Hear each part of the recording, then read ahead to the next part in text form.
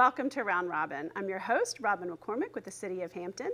And today we are going to talk about mosquitoes and health. What you can do to protect yourself, which mosquitoes you should worry about. And my guest is the head of the health department, Dr. Bill Berg. Welcome. Welcome. It's good to be back. Yeah, it's fun. People really worry about mosquitoes, and Zika sort of took over the news last summer. Is this something we here in Hampton need to worry about?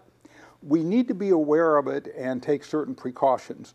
The risk exists in the Caribbean and Central and South America, where there's a lot of Zika.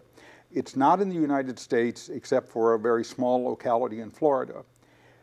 Potentially, it could get established here, but that's probably not going to happen. There are related viruses, dengue and chikungunya, which have moved into the country and then died out very quickly.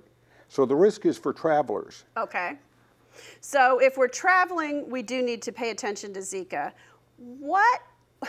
But mosquitoes carry other diseases here, right? What are those, and how do we know what to look for? The other diseases in Virginia are West Nile virus and La Crosse encephalitis and Eastern equine encephalitis. All of these are rare. There are less than a handful that happen in Virginia every year, but they can be devastating illnesses, particularly the Eastern equine encephalitis, which can cause significant brain damage. So and there's no vaccine against them. Right. So it all comes down to preventing yourself from getting bitten by the mosquito. I laugh, but because that's hard to do. You know, we live in a an environment in which mosquitoes thrive. So what kinds are there, and how do we reduce our risks? There are two kinds that carry the viruses. The Aedes aegypti, or the so-called yellow fever mosquito, and the Aedes albopictus, the Asian tiger mosquito. The Asian tiger mosquito is all over Virginia. It moved in several years ago and found a home here. You can tell it because if you look at the legs, it's got darkly black legs with white stripes around it. Yeah, that's where the tiger part comes from. That's where the tiger part comes in. These are the species that carry these viruses that I just mentioned, as well as Zika. Yes, right. Yeah. We also have the marsh mosquitoes here. These are nuisance mosquitoes. They drive you nuts because of their buzzing and their biting, but they don't carry any diseases. Yeah. And they're the salt marsh that you know, they've been here forever. Correct. The Asian tiger moved in a little bit, didn't it? Or has it always been here? They've just increased. No, the Asian tiger moved into this country a couple of decades ago and is now spread throughout Virginia. And they are also the daytime ones. Like the other ones, usually you're okay during the day working in your yard. The marsh ones come out at night. That's when the fog trucks go out and we try to hit them. The Asian tiger, they're there all the time. There's no down season for them. That's absolutely right. They bite at night, they bite in daytime, and they are very aggressive biters. They're not content to wait for you to come out to bite them. They will go into your home, and they will make themselves at home in your home. They'll hide under your beds and in your closets. It sounds like an invasion, Dr. Berg. It is. Okay. So, but there are things we can do to control. Well, first of all, things we can do to prevent them from biting us when we're outside. And those are what kind of mosquito repellent? I mean, how do you know? There are things. The trick here is that there's no one-time fix. You've got to do it consistently, yeah, we're not day good in, at that day as out. People, are we? We're not. But first of all, tip, turn, and toss. Mosquitoes, particularly the Asian tiger mosquito, they breed in containers. They don't breed in mud puddles. So any containers out in your yard that are collecting water, dump them over, get rid of them. If they're too big and you can't do it, put a larvicide in it.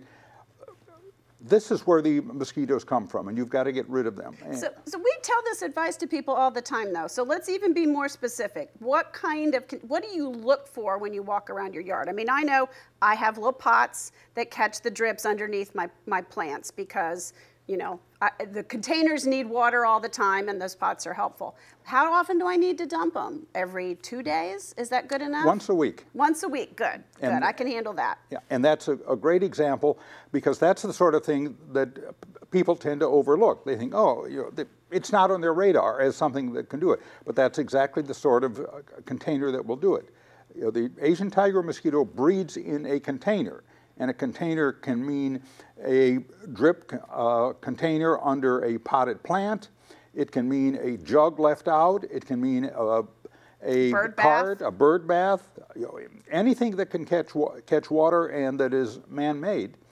A rain gauge, if you don't dump your rain gauge. I mean, I'm trying to give people ideas on what to look for as they walk around their yard. Okay. Rain gauges will do it.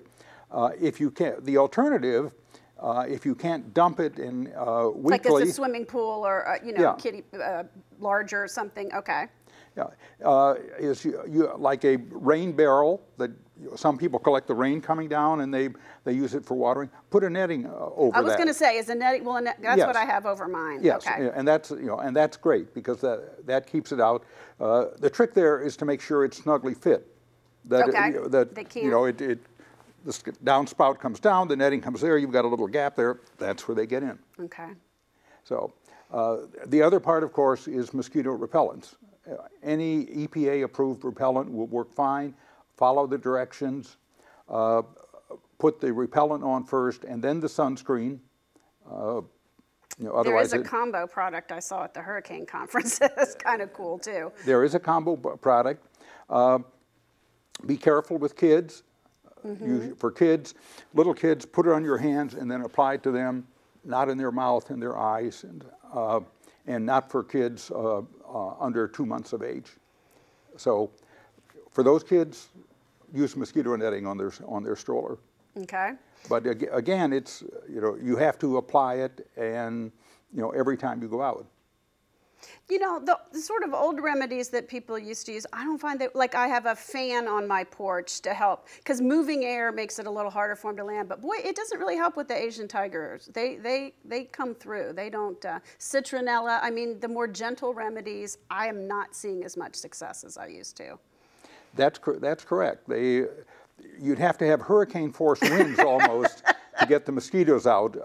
So a fan on the porch, on the patio, isn't going to do it. Some of the other older remedies like citronella have a little bit of activity, but if it were me, I'd rely on an EPA-approved repellent. Okay. Any other tips that you want to give people? I mean, if people are worried about Zika, what do you say?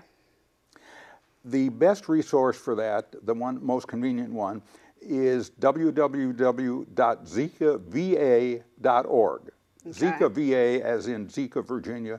That's the website which has information. The risk for Zika is for people who go to the Caribbean, Central and South America.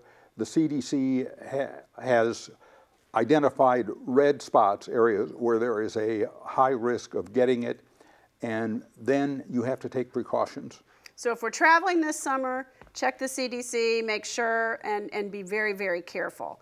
Of the people, and there are people in Virginia who have Zika, did any of them get it in Virginia? No, all of the cases so far in Virginia were acquired from travelers who were in an area where there was Zika. Okay, so for us, if we're staying here in Hampton or in the area this summer, that's not the biggest concern, but other things, carry by that Asian tiger mosquito and the other one that you know the Latin name of, are concerns, and we still need to take a lot of precautions. That's absolutely right. Okay. Anything else, Dr. Berg? Travelers to a Zika area have to remember that even if they are not symptomatic, they may bring the virus back with them. And so if a woman is pregnant and has been in a Zika at-risk area, she needs to talk to her obstetrician and let him know, so we can test for this. Immediately, because it's not a pretty disease anyway, but the effects are most profound for unborn children. This is a devastating disease for unborn children. It's a neurotrophic virus that attacks the brain and the central nervous system and has a whole host of bad effects that we're only beginning to appreciate. That's a shame. But here, big thing to remember, what did you say? Tip, toss, and throw. Tip, toss, and throw. Okay. Yes, just no containers holding any sort of standing water. All right. Thank you so much. It's been my pleasure. And thank you for watching. I hope you will remember to check those standing containers. Do it once a week, pick a day, go out every Saturday morning and dump them, because you are in charge of the mosquitoes that breed in your yard. Work with your neighbors, clear your own areas. You will have a much more pleasant summer. Thanks for watching.